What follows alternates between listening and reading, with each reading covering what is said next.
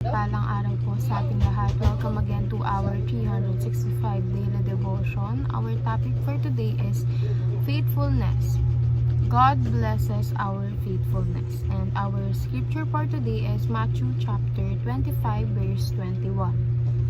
His master replied, "Well done, good and faithful servant. You have been faithful with a few things. I will put you in charge of many things. Come and sharp your master's happiness." So, sinasabi dito, or ipinapahiwatig ng verse na to na kapag ikaw, faithful ka sa master mo, He will reward you.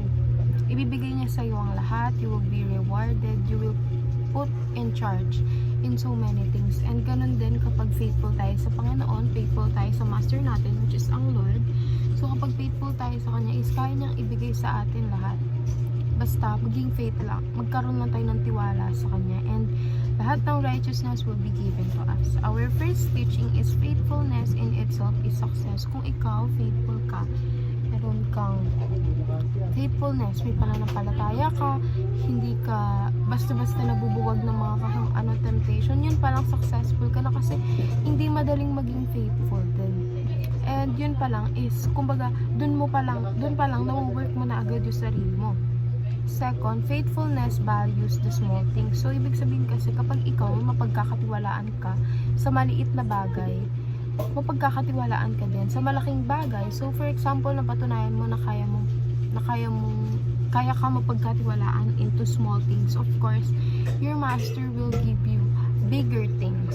Third, faithfulness is a vessel of blessing. So, kapag ikaw, faithful ka sa Panginoon, may pananampalataya ka sa Kanya, nagtitiwala ka sa Kanya, you are doing everything to praise God, bibigyan ka niya ng blessings. That faithfulness will be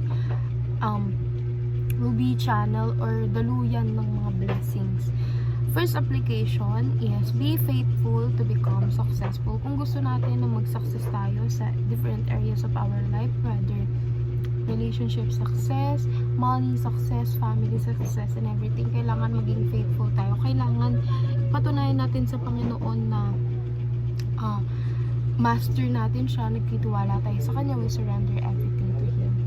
Second, be a good steward of the small things. So, kailangan mapagkakatiwalaan ka kahit maliliit na bagay pa yan.